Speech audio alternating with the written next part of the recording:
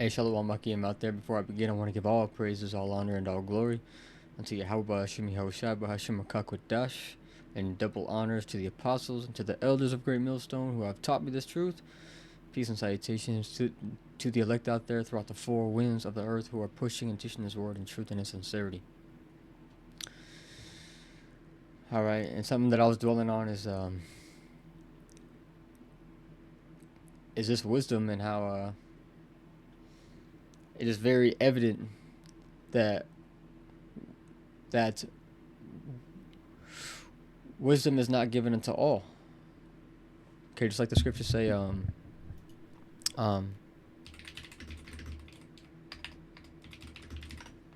like faith is a gift. So faith is also given to us, and that's why that is important to pray for faith, and as well as pray for wisdom. All right. This is the one that I was thinking about. James 1 in verse 5. And it says, if any of you lack wisdom, let him ask of the Most High that giveth to all men liberally and upbraideth not, and it shall be given him. All right.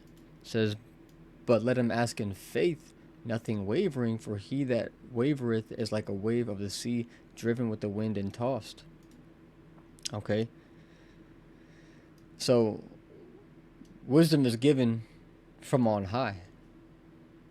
All right.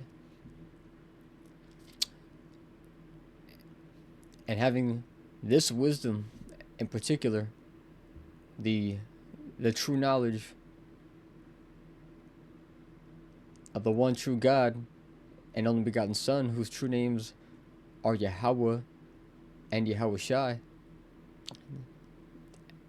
As the scriptures say, you'll be set free, and the truth shall make you free. Free from the thoughts of the mortal. Okay, just like the scriptures say, put away mortal thoughts. 2 Ezra 14:14, and it says to let go from the mortal thoughts, cast away the burdens of man, put off now the weak nature. And if we go into the etymology, let's get that word from mortal, right? It says deadly, destructive to life, causing or threatening death. So put off the thoughts of death, okay, which are basically the thoughts of sin. Put off the thoughts of transgressing of the law. All right. Put them away from you as best as you can. But since we do know and understand that we are in the flesh, we cannot do it perfectly. But I believe there's a scripture that talks about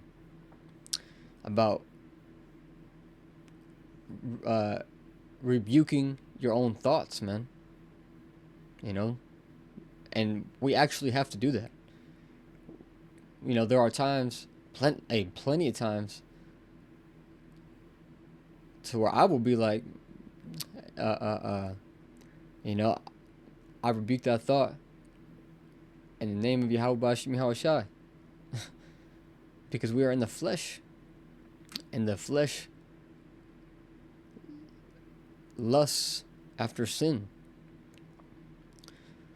And then it says doomed to die, subject to death. All right, and so put on the thoughts of the immortal, okay, which is this truth, because the truth and these words are everlasting. Okay, they never fade away.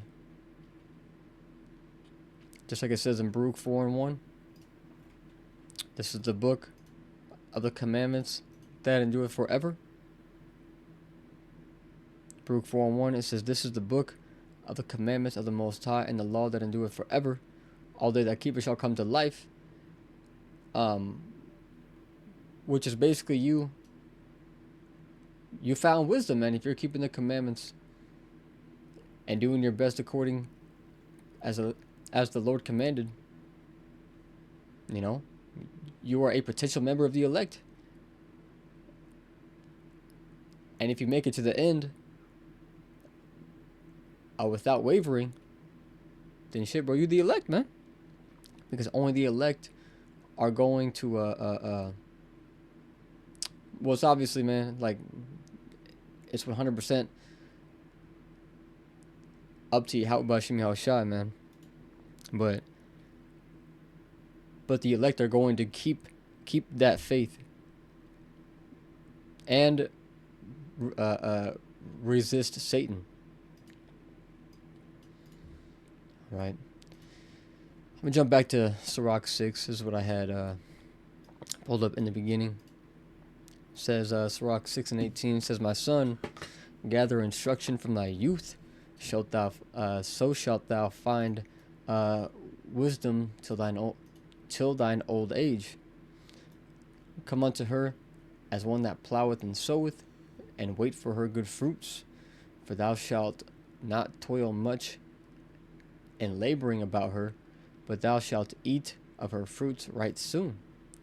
She is very unpleasant to the unlearned." And this is huge, man. This is a huge scripture. You know, true wisdom is very, very unpleasant to the world. All right, just like that. I think that's Wisdom of Solomon. The where the wicked is talking to the righteous, you know, saying that he is not for our turn or our time. You know, he was made to rebuke our thoughts. Yes, man. We were put in the world knowing damn well that the world is not going to accept this, but the very few are. And those that are meant to obtain this wisdom is, you know, they're going to get it. But to everyone else, since people always like to say, "That's why you guys don't have a lot of followers. That's why nobody listens to you guys." We don't want a whole lot of people to listen to us. Quality over quantity, man. That's a very, very popular saying, and for good reason. Quality over quantity. All right? Shit, but the Lord don't want you people, man. People are backsliding, liars, traitors. People are filthy. People are filthy in sin, man. Just lathered in it. And don't care to wash it off. Just, oh, well, fuck it. If I die this way, I die this way. Fuck it. You know, bro, it's the spirit of a lot of the world, man. Just like that one scripture that says, "For today we shall eat and drink, but tomorrow we shall die." Bro, that is the spirit of the world. So, if you even have just like a sliver of this knowledge and you seek after it, man, you have a potential opportunity to obtain salvation. And saying that now is a pretty light thing.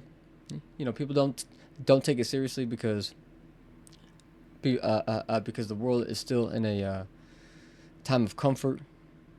Okay, especially here in America, people are still in a time of comfort. People can get food, people can get water, shower, party, drugs, get drunk, get high, you know, do anything they want, man. So they don't take that seriously now. But when times of hell do come forth, they're gonna want salvation, and they're not gonna get it because they did not take heed of this counsel, man. Okay, just like it's gonna say here in verse 23. It says, "He that is without understanding will not remain with her. She will lie upon him as a mighty stone of trial, and he will cast her from him ere it be long. For wisdom is according to her name, and she is not manifest unto many." See, we don't want the quantity, man. Okay? Wisdom is manifested unto few. And and that's why the scriptures say that many are called, but few are chosen. Verse 23 reads, "Give ear, my son, receive my advice, and refuse not my counsel." See? But a lot of people are going to, especially the 2/3 of our own people. They're going to refuse. Okay, like it says in Proverbs, the first chapter, man, the Lord has stretched out his hand, and no man regarded. Verse 24 says, and put thy feet into her fetters, and thy neck into her chain. Bow down thy shoulder and bear her, and be not grieved with her bonds. Come unto her with thy whole heart, and keep her ways with all thy power. Search and seek, and she shall be made known unto thee. And when thou hast got hold of her, let her not go. Because the power of wisdom, now I think there's a scripture that says, like,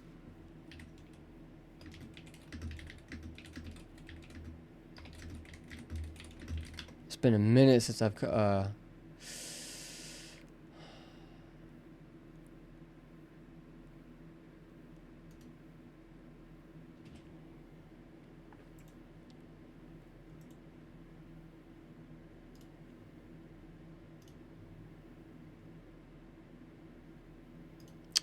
Ecclesiastes 7:19. It says, wisdom makes one wise person more powerful than 10 rulers in a city. And that's the NIV. KJV says, wisdom strengtheneth the wise more than 10 mighty men which are in the city. Because with wisdom, you can interpret, predict, have a foresight, and you can play dumb to blend in or something like that. See, and a person who is wise can play dumb, but a dumb person cannot pretend to be wise.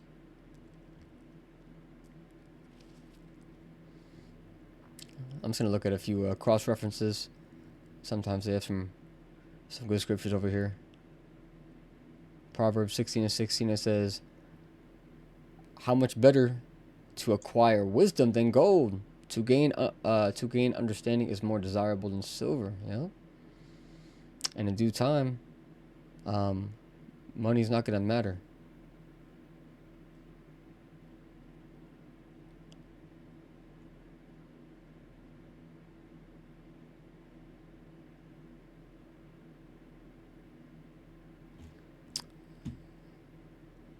Let's see. Let's go back to where we were. Sirach 6:27. It says, search and seek, and she shall be made known unto thee. And when thou hast got hold of her, let her not go. For at the last thou shalt find her rest, and that shall be turned into thy joy. Then shall her fetters be a strong defense for thee, and her chains as a robe of glory. For there is a golden ornament upon her, and her bands are purple lace. Thou shalt put her on as a robe of honor, and shalt put her about thee as a crown of joy. It says, my son, if thou wilt, thou shalt be taught, and if thou wilt apply thy mind, then thou shalt be prudent. If thou love to hear, thou shalt receive understanding, and if thou bow thine ear, thou shalt be wise. Like, see, bow your ear, man. People don't bow their ear. They exalt their lips. They talk a lot. People don't bow their ear to listen.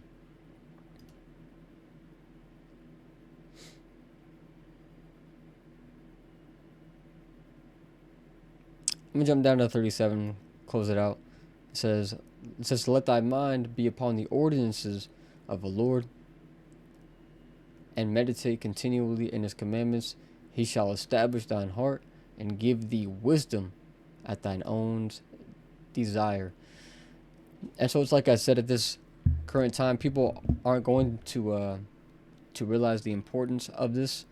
This is but there's a reason that the scriptures talk about that wisdom is